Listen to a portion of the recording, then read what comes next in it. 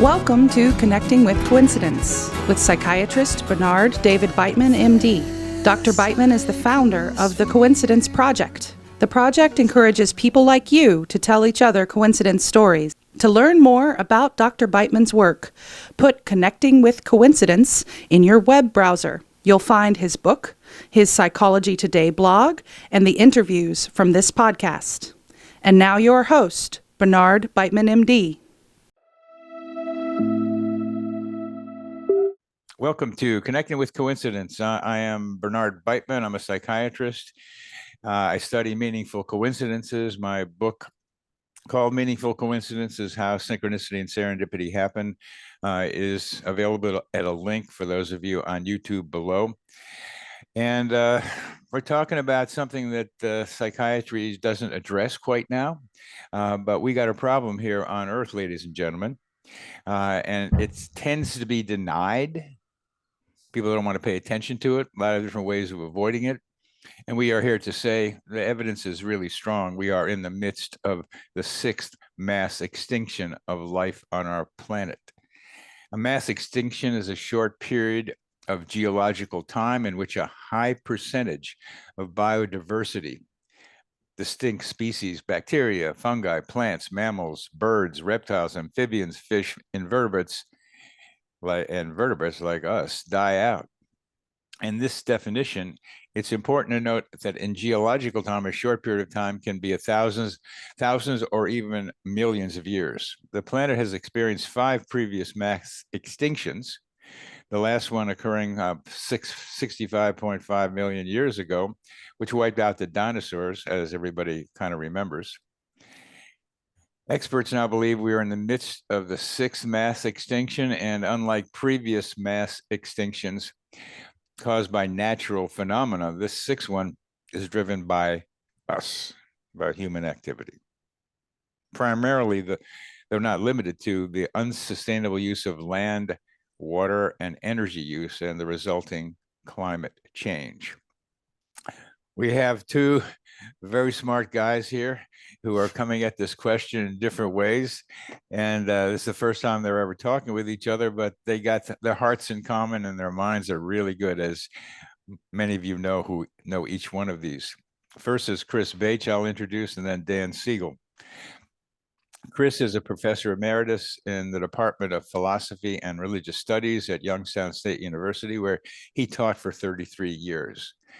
Key thing about Chris, besides the living classroom, was where I got introduced to him, and the connections between minds of the students and his. Very remarkable, that one. And also, Chris has the distinction of has taken LSD, I think, 73 times, and under controlled conditions, high doses, and explored consciousness. And he's come away with some ideas about how to mitigate or what's going to happen with this mass extinction we are now facing. Dan Siegel is a clinical professor of psychiatry at the UCLA School of Medicine and the co-director of the Mindfulness Awareness Research Center at UCLA. He is executive director of the Mindsight Institute, which focuses on the development of mindsight, teaches insight, empathy, and integration. And his latest book just came out this month, Intra-Connected, is just about how this whole thing we are in is interconnected, including you and I and me and them and you, we are they together kind of thing. We are in this, all of us.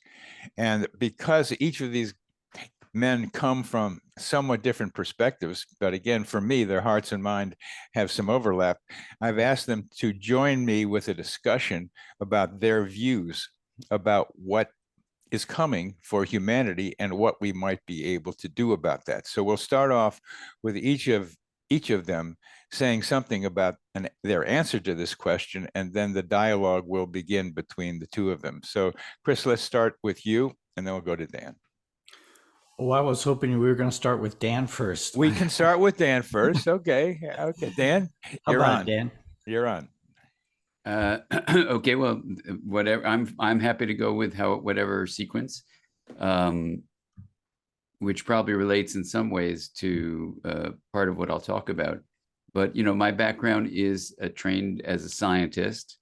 and then as a physician, and then as a mental health practitioner, as a psychiatrist, and then working as a researcher in the area of relationships and the development of the self, and then becoming more an educator, really teaching people in different realms, the work of mental health, of education, of parenting, of policy and government, organizational functioning, things like that. And then I worked starting around 30 years ago to bring different sciences together into one framework that E.O. Wilson later the term he used, we would apply to that, called consilience, finding the common ground. And so initially it was all the different scientific disciplines, everything from math and physics up to, sociology and anthropology and everything in between.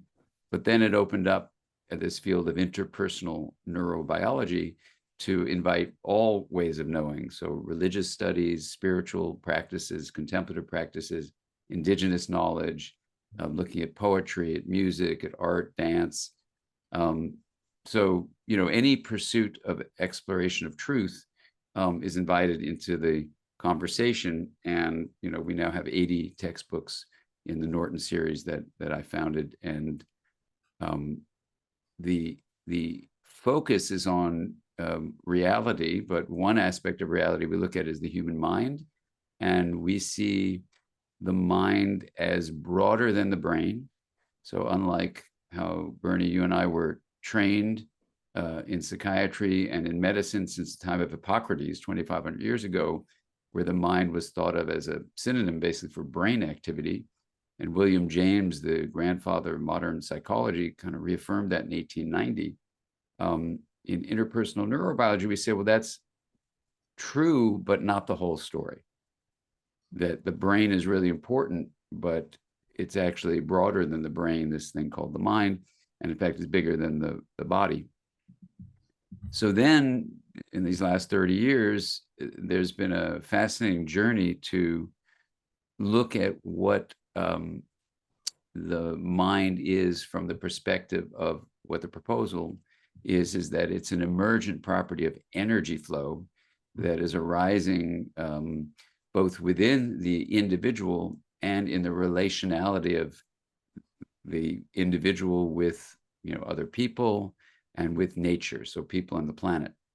And in that sense, the mind has features such as subjective experience, it has consciousness, it has information processing, but a fourth facet of the mind is the emergent property that's been assessed by the mathematics of complex systems, studied in the 1980s, so pretty recently. It's the emergent property, meaning the interaction of elements of a system give rise to something larger than the elements themselves. So we see all these properties as emergent, but one of them, this fourth property, is the self-organizing emergent property of a complex system. And we see it as the system being embodied and relational energy flow. And this self-organizing process optimizes its unfolding through a process of differentiating and linking. And when optimal self-organization happens, this, what we'll call integration, this balance of differentiation linkage, it leads to a kind of flow that has 5 qualities that feel with the texture of harmony. And those are flexibility, F, adaptability, A, coherence, which is holding together well over time, C, being energized with a sense of vitality, E, and stable, meaning reliable. So this faces flow is a way you would describe basically optimal self-organization. And the proposal from 30 years ago was that that was the basis of well-being, and that when there's deviation from integration, this integrative self-organizing process toward harmony, you get to either chaos or rigidity. So in terms of the question of human life and individual's life, you can look at, for example, attachment relationships and see that when they're integrative, the integrated sharing, the honoring of differences and promoting of compassionate linkages within a parent-child relationship actually is a relational flow of energy and information that is integrative, that stimulates the growth of integration in the child's nervous system. And so in the textbook, The Developing Mind, I wrote now in its third edition, there's repeated support in the empirical scientific literature that integration is the basis of well-being. Smith and colleagues in 2015 showed that every measure of well-being you could find is predicted by basically how interconnected something called the connectome is. And then in the similar vein, in psychiatric disorders, anyone with a mental suffering can be revealed as chaos or rigidity. And every study ever done of the brains of individuals with psychiatric disorders have impaired integration. So that's interesting. And then positive interventions like compassion training and mindfulness training, those lead to increased growth in integration in the brain in the very ways that studies, for example, of trauma show that integration is impaired in children who are abused or neglected. So all that being said, integration then is seen as the base of well-being. So in terms of this question of what's happening on the planet, the many pandemics we face, I mean, one is the pandemic of loss of biodiversity known as this mass extinction. But other pandemics include racism and social injustice, the COVID-19 virus even. You can look at issues of polarization and misinformation, the pandemic of loneliness in modern culture, and the addiction we have to screens, and also just the climate disaster. All of those are examples of chaos and rigidity, and all of those I'll have you consider are either worsened by or even caused by, and here's the proposal for our discussion, that the way the self is constructed by the human mind, because of the vulnerabilities of the human brain, we create in modern culture, for a drive to certainty, what we're going to name as the solo self, a view of this center of experience as existing only inside the individual. And whether that individual is by themselves or in individuals like them, so it's like a plural solo self, you can basically see that the heart of these pandemics, including extinction, might be this solo self. And if that's true, as you point out, this condition of the extinction looks like it's due to what the human species is doing. So the proposal in the book Intra-Connected, and I can show you the subtitle so you can kind of read it for yourself. It's interconnected, but it's the idea of an identity as me plus we, as the integration of self, identity, and belonging. So the idea there is that you can find a way to see how the self develops in the individual and in modern culture. And that's what I do in the book through a lifespan examination of how self, defined as a center of experience that includes subjective experience, perspective, and agency. You can remember that with the acronym SPA, that this really scientific view of how the self develops as separate in modern culture fits, in fact, with what the invitation is from contemplative practices from thousands of years and indigenous wisdom from thousands of years. So that here on this unceded land of the Tongva and the Chumash in Southern California, where I am, the teachings were always about humans who are part of nature. But in modern culture, there's a drive to go from that verb-like fluid intra-connected, meaning we're connected within a whole, not just interconnected where I'm connected to you, and that's the the between. So that's where the word intra-connected is useful. We speak from the subjective experience, perspective, and agency of the whole, WHOLE, the whole of reality. And then in doing that, then what you see is indigenous teachings have invited this, contemplative practices have invited it.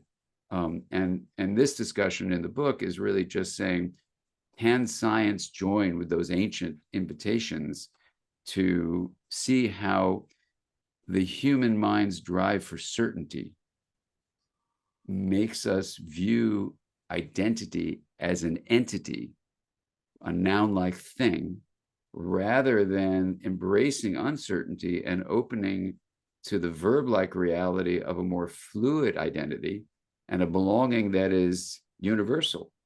And then what the hope is, and this is, I think, a realistic idealism, in the sense that it's an optimistic view, yes, but it says humanity can, in fact, construct a self that is intra-connected as we, and that can lead to actions for the greater good that are as if you had stubbed your own toe of your body, you take care of your toe, we would see the whole living world as who we are. So that's in a nutshell, that's the notion, and that's how it fits in with this discussion. Beautiful, beautiful, beautiful. Chris, comments, questions, and you? Dan, that really was beautiful. I mean, that was beautifully summarized, and I just really love the unfolding of layers and layers and layers of your research, and the way you harness so many people's research to and bring that into focus. And I'm sitting here without any of the scientific background, get that in a minute, but in total agreement with what you're saying, just being over and over from my side of experience, everything you're saying makes perfectly good sense. The balance of integration of individual and larger fields within which we are contextualized, the ways in which we push against the limits at those different times, and where we're being pushed now. I find it fascinating. I feel so completely aligned with what you're saying. And yet I come to that with a different story coming to it, not primarily a theory-based story or a theory-heavy story or research story, but purely an experiential journey. You know, that my psychedelic journey is purely experiential, so that in different ways I experience the rupturing of that core self that you talk about, and then the unfolding into a larger dynamic field consciousness repeatedly, systematically, and then experiencing that field consciousness itself dissolve, like the small collective self dissolved into yet another deeper level of field consciousness, where I so often wish that I had a Ph.D. in physics and astrology, astronomy, to better understand, to assimilate many of the things that I was shown and taken into. But it was just an educated layman's dissolving into my phenomenological sense was dissolving into fields of consciousness within fields of consciousness, and being acquiring insights or being given teachings about how those fields self-organize, how they work. I mean, the living classroom, Bernie, you mentioned that book, which was basically my attempt to understand the fields of consciousness that were connecting my students in my courses and me as kind of the spark plug within it, and the ways in which my spiritual journey was impacting them through these mysterious channels of intercommunication that the field of consciousness is. That entire book was downloaded in 10 minutes in one session.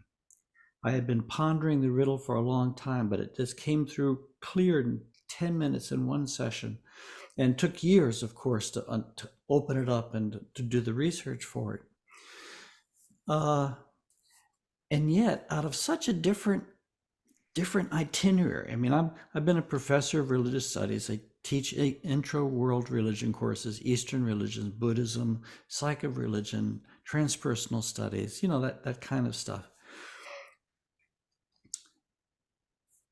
Outside of this modest academic frame, the experiential journey that I undertook, starting in 79, going to 99, would lead me to such experiences that are in so much in harmony with what you're describing, Dan, your way of understanding the larger patterns of organization that come up from underneath. I don't know that I have much to offer in the way of ameliorating this extinction crisis that we've entered. I have, from these experiences, a certain historical framework that I use, that has been given to me to understand what's happening, a certain conviction that we do make it through this crisis, that it doesn't end up becoming an extinction event, that we do make it through this crisis. And again, I offer that purely on an experiential basis, not on an academic basis, not on a scientific basis, but simply because in these deep states of consciousness, time can be penetrated. Trans-temporal states of consciousness emerge in all the contemplative and spiritual traditions, and they can be harnessed in a way and penetrated in sustained psychedelic practice, so that part of my story is having experienced the crisis, the death and rebirth crisis of humanity from the future, not from the present going forward, but also simultaneously from the future as something that has already happened. And that doesn't make sense, of course, within linear time, but within psychedelic worlds, that becomes possible. It definitely becomes possible, and it's understandable. And the fluidity of time is becoming a kind of a common discussion thing about precognition is one way to get into it. Dan, you were going to say something, I think. Well, I mean, no, I think it's beautiful, Chris. Thank you. And Bernie, thanks for having us on. You're welcome. You know, to have this discussion. There's so much richness in what you're talking about, Chris, and also in doing this consilience strategy, that is where you really have an open mind about realizing there are many ways of knowing, so that the teachings from indigenous cultures, some of whom use plant medicines, to open their consciousness for thousands of years, have insights into the way systems function that on one level sees the patterns of the patterns, that Gregory Bateson would talk about. And in looking at these thousands of year old traditions, one thing that's fascinating is from independent cultures that never communicate with each other, they came up with the same conclusions. So that's just fascinating. The second thing is that you have contemplative practices, also thousands of years old, that in their own independent ways have come up with the same exact conclusions. The systems nature of our deep I would call it intra-connected nature. And so then you have to ask from a scientific point of view, where you're always challenging your assumptions and challenging your hypotheses and doubting everything, so it can sort of drive you a little mad, but it's a good practice. And Adam Grant has a great book called Think Again about inviting you how to do that. But in science, we do that. And so from a scientific point of view, we would say that, wow, indigenous wisdom is very much consilient with systems science, and contemplative practices very much consilient with system science. But then you realize that in much of what we do in modern culture and modern education, there's linear thinking about A leads to B leads to C. You focus deeply on the details, and some of that is incredibly useful. Like there's a virus killing people. Let's look at its particular molecules. Let's make an antibody, and let's make it so we can have RNA that matches it in some way, and let's make a vaccine. So now, okay, we have a vaccination based on RNA that we discovered because we were linear thinkers. So we need to embrace linear thinking. However, there is another way to think in systems terms. And, this practice that called the wheel of awareness, where you take the concept of integration and take the consilient concept that consciousness is needed for change. And then you bring those two consilient notions. Integration is well-being, consciousness needed for change. And then you integrate consciousness. So I did this with my patients, then I did it for my students, then they were doing it with their patients. People started getting better. So I started doing the workshops before the viral pandemic hit. My assistant counted this up. I did this with 50,000 people in person. 50,000. And I would get the responses. And you know what?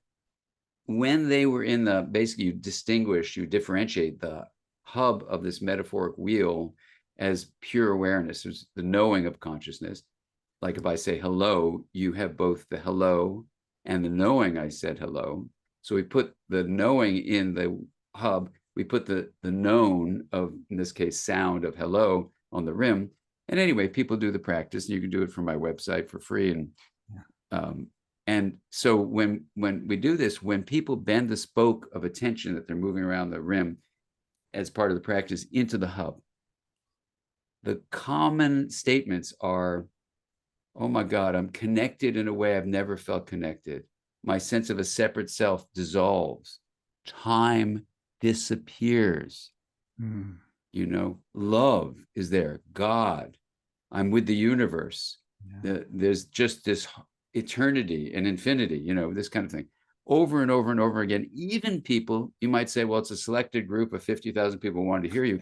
I've had people dragged there who didn't even want to be there, or people I've done it at parliaments, you know, where people did not want to be at this workshop and they were forced by their government to do it, or their spouses brought them, and they had the same experience. They could be never having meditated before or running monasteries, and they have the same experience. So what you'll see in this book called Aware, or this book called Mind, or this book Intra-Connected, is a question: why is it on the rim people feel locked into time, like a thought comes and goes, or a memory is of a particular time in your life, but in the hub it's timeless? So I did a deep search. I happened to be teaching with about 150 physicists at this meeting for a week. So I asked them, you know, what's energy, of course, because I'm fascinated with that, but what's time? And, you know, this is a controversial thing to say. Anything in science is controversial. You can say A and someone will say, no, it's B, and someone says, no, it's C. So you have to be ready for that. But for some of the physicists, just to quote some of them, there are two realms. And this was on the cover of Scientific American in July of 2018, the month before my book Aware came out. And I was so relieved, because I thought people are going to think I'm nuts, because Aware was all about these two realms. But the fact is, according to these physicists that I was with, and subsequently reading a lot about that view, and in Scientific American certainly said it, in the large object world that Newton studied 350 years ago, macro states, large objects, there's something called the second law of thermodynamics. And that law says that as things unfold, they tend to fall into entropy, fall toward randomness. They fall apart.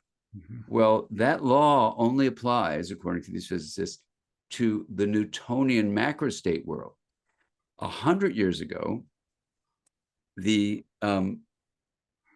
capacity and technology to study small things like electrons and photons led to the realization that the microstate realm didn't have that property of the second law of thermodynamics. And it's that awareness that things are moving with what's called an arrow of time, we probably name as time. So it has a feeling of linearity to it in the Newtonian macrostate realm. But just like you can walk on land and has certain properties, you can jump into the water and you swim and it's different properties. That's a different realm, one reality, two realms, water and land. The same thing is true, physicists tell us, that there is a microstate realm where, because the second law of thermodynamics doesn't apply, there is no arrow of time, and there is no need in the equations that are super accurate about probability in the microstate realm. There's no need for a t variable. You don't have a time variable. It's timeless. So I went to the physicists and I said, if I draw it out like this, does this work? They go, that's what it would be if you drew it out. They hadn't drawn it out, but I drew it out. So I said, okay, well, then the mind matches onto this for these 50,000, you know, people that did it and those that responded. It seems to match where pure awareness, you're dropping into the quantum realm, where it's timeless. And in that sense, it's, you know, whether you talk about being able to go to the past, future, or present, it becomes meaningless, and self and other starts to shift, because the experience in the quantum realm is verb-like unfoldings that are massively connected with one another.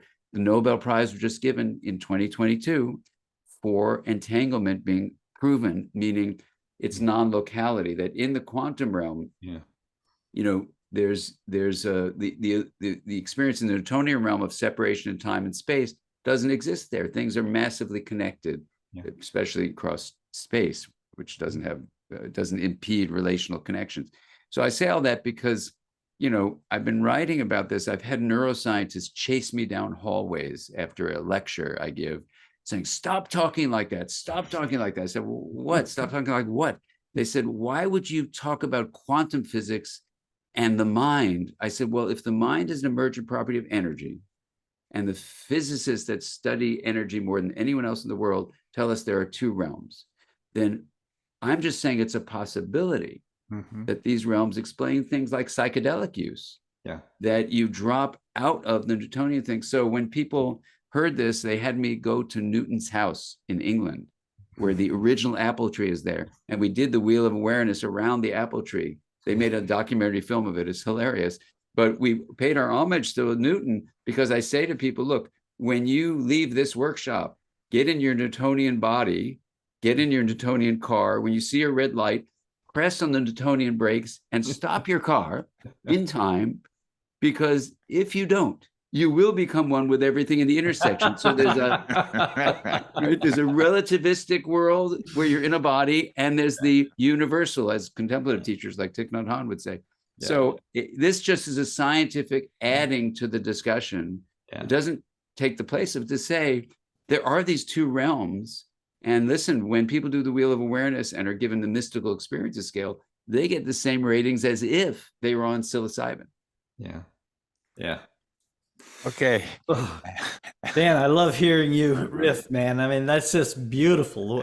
Just everything you're doing and putting together is just beautiful. Rift is right. That's a good word for it. And he just needs a little music, which his son could provide. And no, he's on the right. AlexSiegel.com came out with an album yesterday. I looked. Oh, really?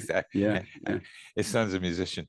Now I'm gonna do it down to like somewhere in that traffic jam at the red light, about to step on the brake, and bring us to Chris's classroom, where I've really first got introduced to Chris, and try there to talk about intra-connection and experiences Chris had in that classroom, which was my introduction to how another introduction to how it's happening right now, not just between two people or not a psychedelic out into the mystery, but Chris would be somehow all doing his own riffing about something as teacher, and people would come up to him, the students would come up to him afterwards and say, "You have just answered a problem that I have been dealing with psychologically."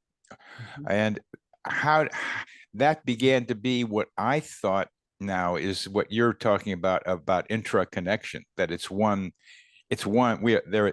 mind of some kind in that classroom. Something, in your terms, quantum, begins to happen, where Chris is intuitively, subconsciously coming up with something students need without knowing that he's doing it. Yeah. It's one of the many reasons I'm so comfortable with what you're saying, Dan, because it's so coherent with what my experience has been in the classroom, an understanding of a growing understanding of the porosity of mind, of the field nature of our individual consciousness, the field nature of the collective consciousness, the way that individuals, when they come together and focus their intention, they create a field, and that classes develop fields over decades. They get stronger and stronger. The more morphogenetic fields, the more students study this stuff around this particular teacher, this field gets stronger. And it became, what happened for me is completely against my will and without my guidance. I started filling in blanks in my lectures, just opportunities to explain some principle I was explaining, with examples that just came out of my imagination. And students started coming up to me, and they said, "This is exactly what happened to me this week," or "This is exactly what happened to my mother." And this kept happening over and over. I thought, well, first I thought, oh, okay, chance, okay. But it kept happening so much. And then over the course of time, as my spiritual practice deepened, which happened to be a psychedelic practice, but it's irrelevant that it's psychedelics, it's really about spiritual practice. As my spiritual practice deepened, this this access to my students' mind deepened and began to zero in, it seemed, on places where they were hurt or where they were wounded or where they were held in block until the next stage of their life. And working together, or just being in the classroom with me while I was opening up to these very intense, very large, very pure states of awareness, it just began to cascade around me in my classroom. And so I developed what I call, and I know it's just metaphor, I think talk about the atomistic, the Newtonian approach to teaching, and the atomistic, which really is about individual cells communicating with individual cells, transmitting across the distance, versus what I call the quantum teaching, teaching within the reality of fields, teaching with an awareness that my mind has an active influence on the minds of my students before the class even begins to meet, and taking responsibility for this mind-to-mind field effect, especially when you're dealing with a mind which is carrying the kind of energy that starts to flow in you from doing very intense spiritual practice, in my case, a psychedelic practice. So I developed, and I really, Juanita Brown's work in Cafe Conversations were very helpful to me, to how to catalyze and how to harness this collective energy that is in the room, and how to harness it in conversations, and how to distill it in written form. Yeah, I mean, to me, and in the living classroom, I don't talk about psychedelics at all. The backstory is I was doing this psychedelic practice in private. It began to impact my students. This is how I worked it all out. And 1/3 of the book are student essays. It's things that they shared with me. And I didn't want psychedelics to get in the way of, grammar school teachers, high school teachers, college teachers. It's about the nature of consciousness. It's about the nature of mind. It's about, as you say, Dan, a quantum understanding of mind, a quantum envisioning of the human potential. And it doesn't negate at all the atomic truth, does it? The reality of individual mind. I know things that they don't. They want things that I know in the exchange of stuff. What I hear from what you're saying, Chris, in the classroom, and I'm wondering about this with Dan, and I get this experience at dance, where it appears that your consciousness, Chris, and certainly Dan, your consciousness when you're with a patient, because I know that as well, you begin to form a little unit of togetherness that begins to be intra-connected, that we share some responsibility, each of us who have some awareness of the awareness of being in this group mind with people, and that what our thoughts do and our emotions do and what are other things that we might not be so conscious of can do is influence that field. So there's a responsibility involved in our own thinking about what's going on here and perhaps what we want to have happen. What do you think about that one? Yeah, that's so beautiful. And, Chris, it's great to hear this, some people would use the phrase relational sensing or relational fields. And with Meta Bol and Peter Senge and the group from MIT, we're trying to figure out how to study those things in a classroom. So we talk about generative social fields that and we've picked out several teachers that seem to create exactly what you're talking about in a classroom.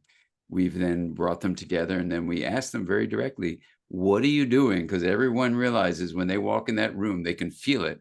Yeah. And the teachers say the same thing. They have no idea. They just do it. So we're making films of them, and then we're going to study the films because they can't articulate it. Yeah, break it down.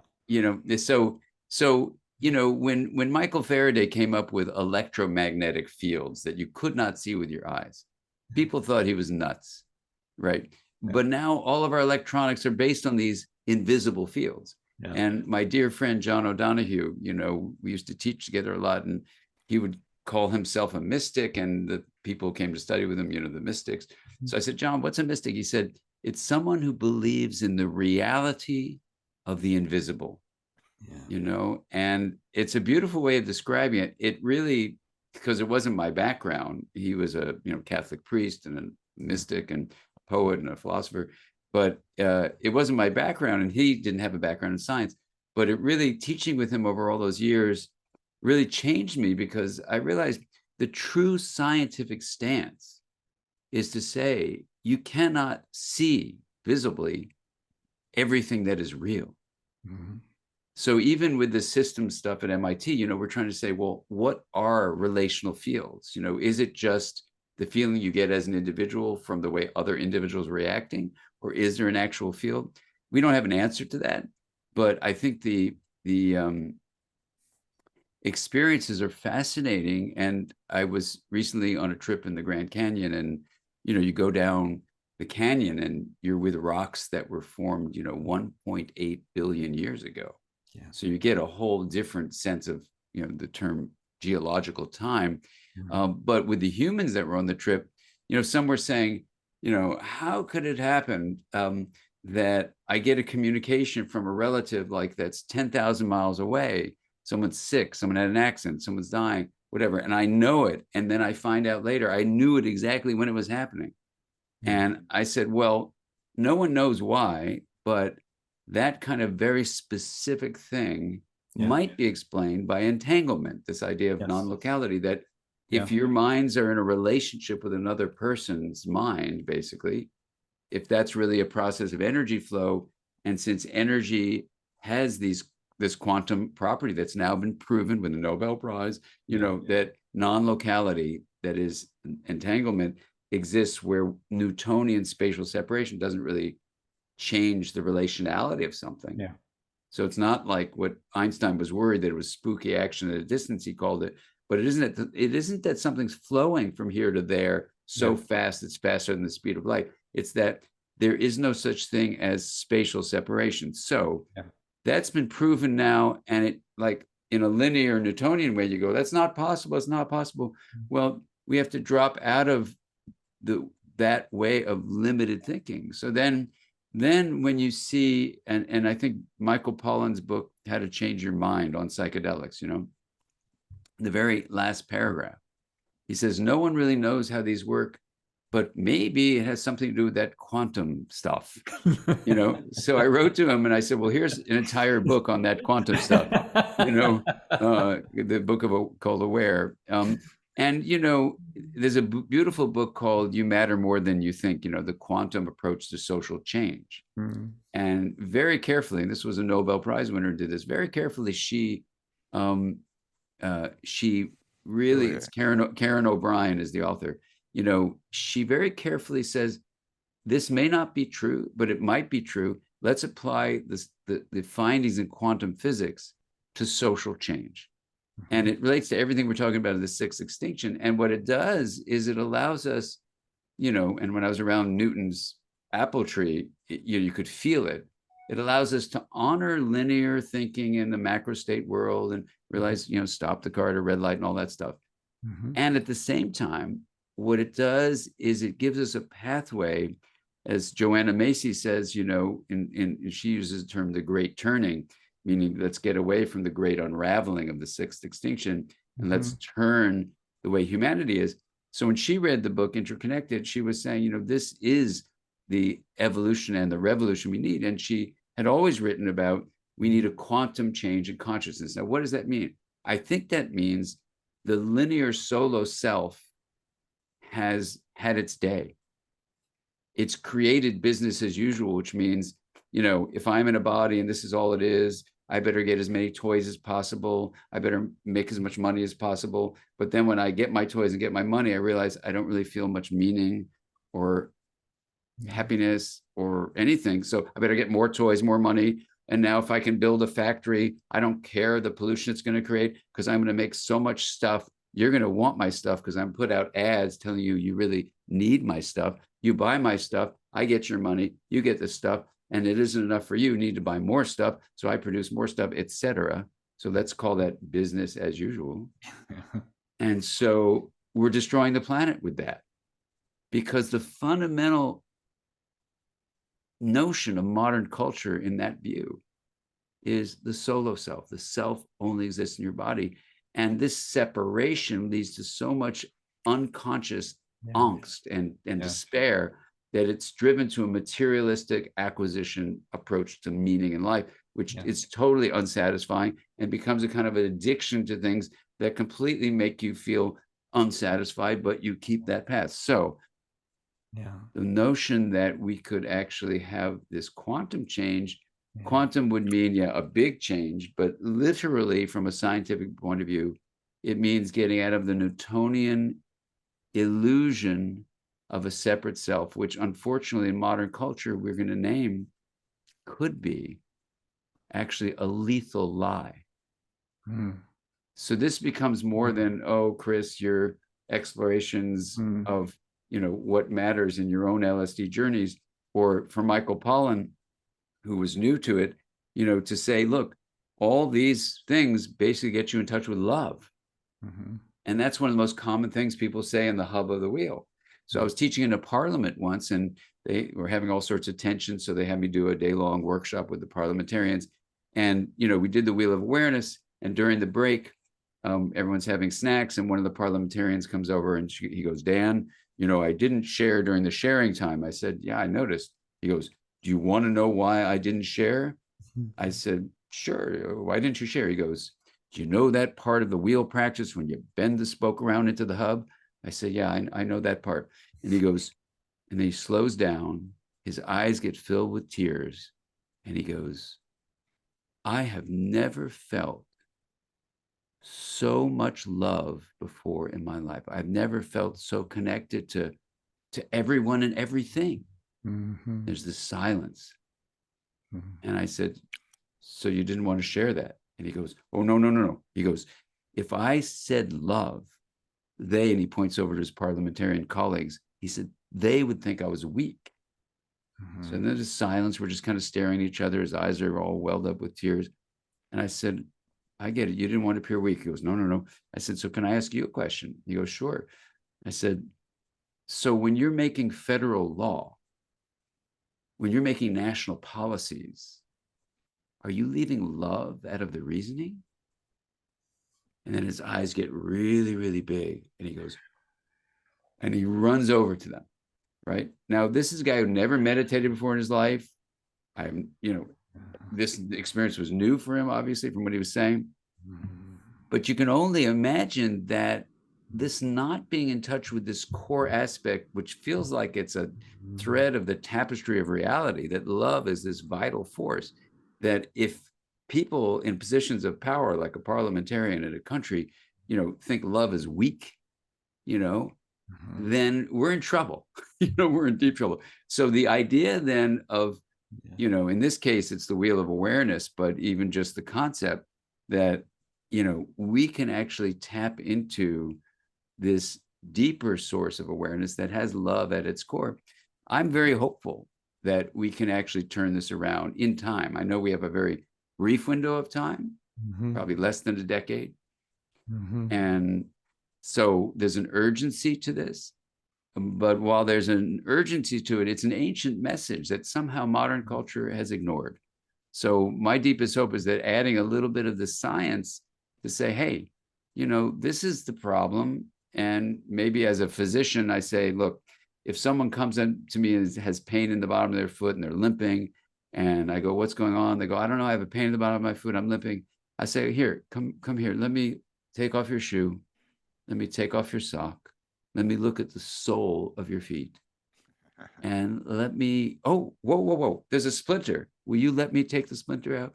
Oh, there's a splinter? Yeah. Take the splinter out. And now they walk straight. Their back isn't hurting anymore. The pain is gone. We have a splinter in modern culture, in the soul of society, that is the separate self.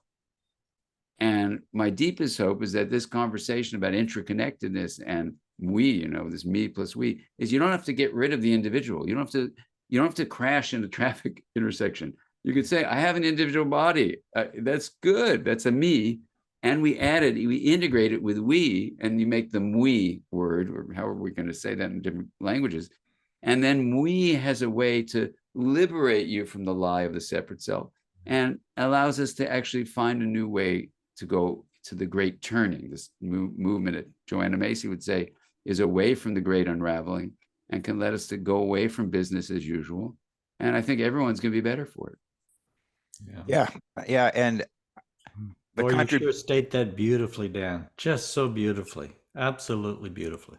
the contribution of awareness of meaningful coincidences is that the primary kind of meaningful coincidence is mind thinking of something, imagining something.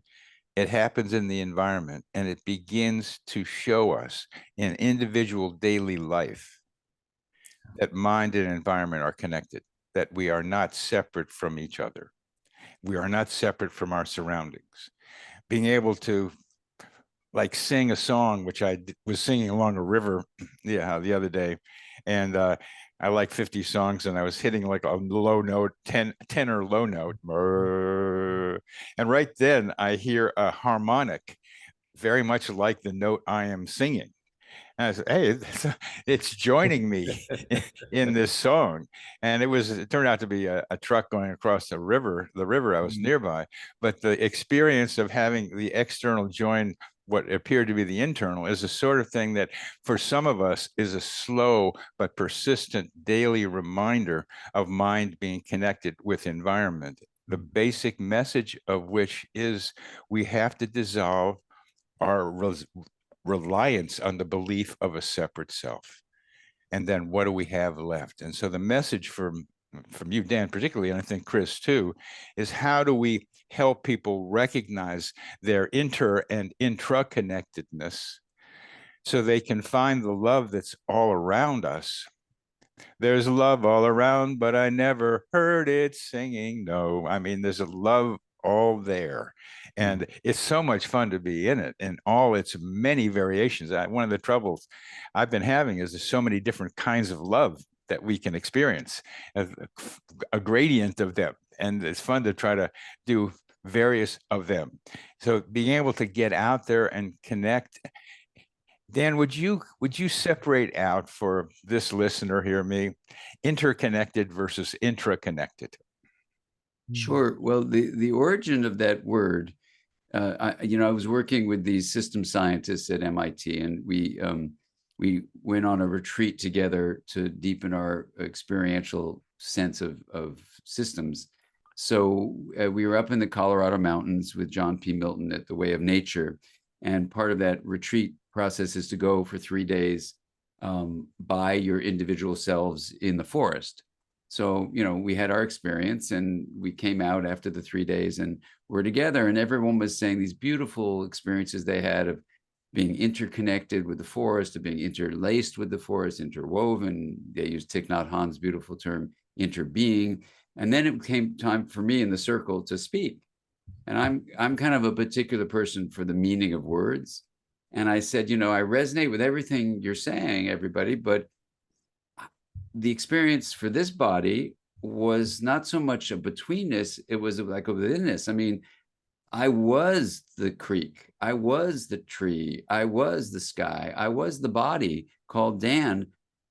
There was a withinness to it. I don't know, I couldn't say interconnected because there wasn't a separation of me connected to that. So I guess I would say intraconnected. And everyone's like nodding, fine. We went back to the place we were staying and back to technology. I turned on my computer. I want to take some notes on the 3-day experience. And I kept on writing, well, I was intraconnected. And the word processor autocorrect kept on changing it back to interconnected. So I said, what's wrong with my computer? And then I looked it up. There is no such word as intra-connected, connectedness of within.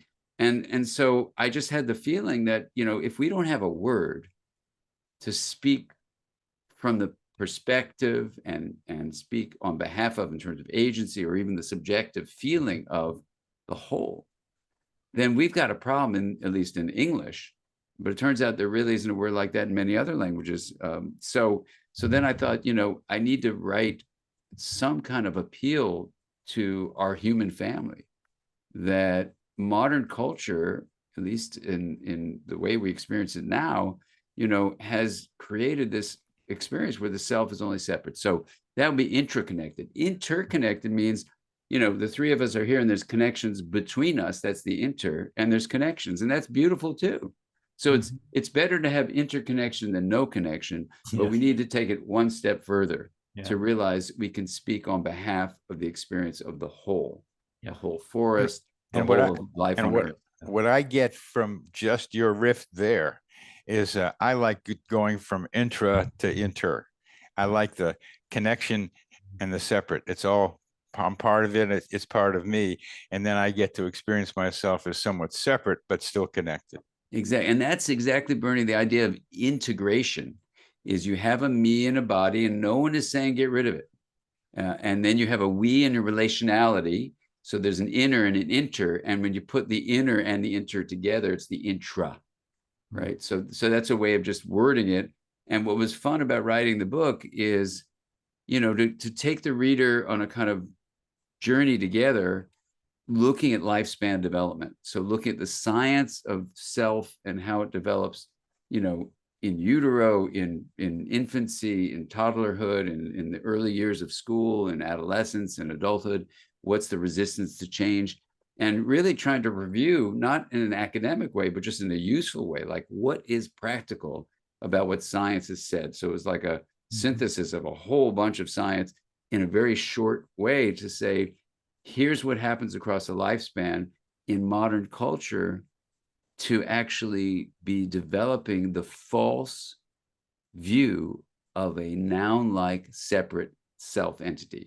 And then here are the opportunities to actually open that up, not getting rid of the individual, but realizing you are inner, you are inter, and you are the wholeness of it all, the intra. Yeah. Chris? Just beautiful. Again, this has been, of course, the ancient message of the spiritual traditions, and now the scientific voice, you're saying, is joining that chorus with its own particular epistemology. But the core message is the finite self is a limited self. It's not an ultimate self. It's a functional self.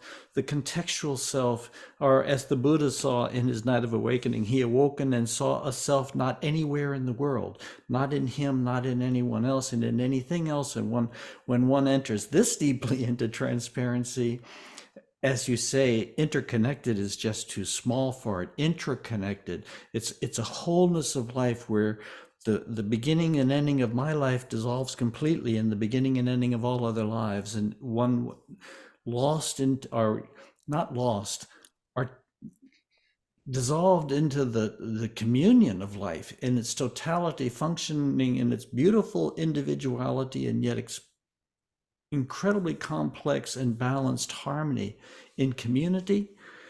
To experience that, if we can stabilize that experience, if we can tap into that experience and generalize that experience and make it part of our living culture, then we really have a foundation for a very different culture on this planet. And I'm so encouraged by your description, Dan. And I also think that this is happening at a kind of another level where I think all of our former lives, which live within us in their various ways, we carry the history of the planet in our soul. We've been every race, we've been every religion, we've been every variation. And as the planet is coming into this cataclysmic process of compression, we are psychically coming into this inner process of compression. And I think that this transition into a quantum sense of self, a quantum sense of wholeness, a quantum entanglement, and I love that word from Dean Radin in his book Entangled Mind. I think we're coming into a compression point in history where it's just like extinction is an evolutionary driver, and it's a very powerful. I think you're right that the ego. This is a civilization, a culture that's been built on the ego, and which is a beautiful structure, but it's an imprisoned self, and it builds a divided world.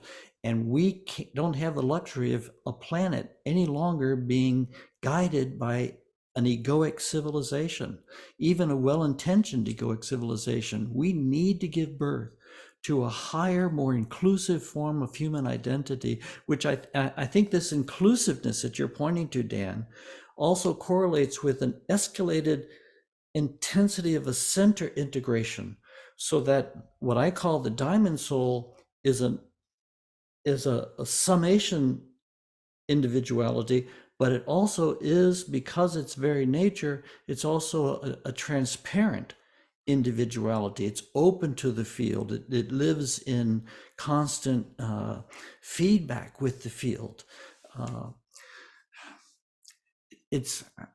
I don't have any. The faster we move through this crisis, the better. The more we all begin to understand what's happening and align ourselves with becoming the kind of being that history needs us to be at all those levels, then the fewer children have to die, the fewer grandchildren will have to die. I guess I see this crisis deepening for decades, not on the basis of psychedelic visionary, not at all, but just in terms of what the environmentalists are telling us and the crisis that they seem kind of coming at us. But I do think it is about releasing something splendid in the human heart. It's about actualizing our divine potential in a higher order, a higher register, same divine being, same cosmic nature, but actualized into a higher self-expression. And I just am I take such strength in your description, Dan. It's really, I feel such deep resonance with it. Yeah, it's a real. Well, good. I thought you might, Chris. I thought you might, and you have, and you do. And I'm just like looking at my next dance step. I mean, I can be fairly academic. I've done it that a long time, but the next dance step I see is somehow being able to facilitate not only the recognition, but the experience of the self as being part of something greater. It's not just this, me. It's me, and it's me with others. It's me with nature. It's me with this whole planet. It's with me with Gaia. I am part of it, and you are part of it, and we are all part of it, and have that experience. And I like the differentiations that come out with doing that. There's centers of intra-connectedness. A family is a center of a mind of which each person is a part, for example, or a group. And again, a dance is where I get to experience that sometime. So as we come to the end of this, I really, whether you guys like it or not, I don't see this as just the end of anything here. I think it's a beginning here. We've got, and it's been going on for a while anyway, but here we are, the three of us talking about this, and we've got to dissolve the self, at least temporarily, to be able to modulate that it's just me thing, which is defensive right now. I mean, people are doing it now being scared. There's a lot of reasons to do that. And you've described very well, I don't have to try to do that, but our mission, each of us in our own way, I think, is to be able to help that singular identity of self as separate from everything else begin to have an oscillation between self and environment. And I think that's what we're doing. I think that's a mission we're all on in some way or other, in our own ways, with our own songs and with our own dance and our own people and our own way of doing it. And each of you have that as what you're doing. And I'm so glad that we've been able to at least get a touch of it. So I thank each of you for joining me in this discussion and clarifying something I kind of knew, but making it clear for people who are listening to us that this singular ego thing has to be replaced with something a little more broad, but still the integration is part of the vacillation. So we'll end this with each of you having some closing comment, and then we'll stop. So, Dan. Oh, it's beautiful to be here with you, Chris and Bernie. As you know,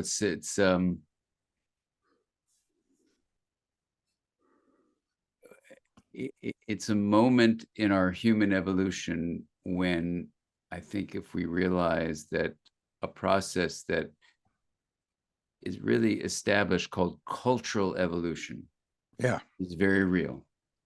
And everyone can have participation in something called pervasive leadership, where every individual can take whatever role fits with your life to find a way to sense into a self that, yes, is inside, that's the inner, yes, that's connected to other people and to nature, yes, but that also, besides inner and inter, is intra. And this is the me plus we is mui, term. And what I invite everyone listening to just consider is that cultural evolution happens by one person, one relationship, one conversation at a time. People often quote Margaret Mead, the anthropologist, as saying, don't ever think that a small group of people can't change the world, because indeed, that's the only thing that ever has. So if we can just have that pervasive leadership now, with the grounding in indigenous wisdom and contemplative teachings from thousands of years, and with the additional, support of modern views from science, we actually can take the steps we need in the time we can do it. Mm. So the issue is not whether we can or can't, because we can. This cultural evolution can happen very rapidly. The bigger question is, will we? And we will, because we have to. Well, I'm with you. That's a big driver. That's a big driver. Keep those grandchildren around, being able to do their thing. That's because we're part of trying to make that happen. Chris? Well, Dan, I would just underscore everything you just said and put my initials right beside it, because I certainly believe everything you've said. One of the things that was shown me along the way was you talked about fields and quantum fields, and part of my experience was at one point that the intensity of the global crisis we're coming into is going to hyperstimulate not only our individual fields, but the collective field of humanity. So it's going to drive it into nonlinear conditions. We know something about how physical fields behave in nonlinear conditions, chaos theory, whatnot. Now, if we make the assumption that the psychic field of humanity under nonlinear behavior, far from equilibrium conditions, will have some of those same qualities, then we have a way of looking at emergence coming out of the depths of the human psyche, the emergence of new forms, crystallizations that weren't even available previously, but represent an actualization of latent capacities within human nature. So that feels deeply aligned with what you're talking about. And it helps us understand how we can make as big a change as we need to make in as short a time as we have, because in the instability of when we come to trigger points, bifurcation systems, of course, very susceptible to small perturbations, so that the influence of individuals increases the more we move into a period of crisis. That gives added weight to each one of our effects on the outcome. And I just really support what you're saying. Yeah. That's really good. Really good. So hopefully those listening to this and watching us will be part of joining us in trying to be able to facilitate the intra-connection that's also interconnected and also about us individually. So thank you both for joining me today. It's been a great discussion. Thank you, Bernie. Thank you for getting us together. Thank you, Bernie. Thank you, Chris. Great to be with you all. And this is it's an exciting moment, and we can do this. Yes. This psychosphere is our mental atmosphere, like a hologram of cosmic consciousness.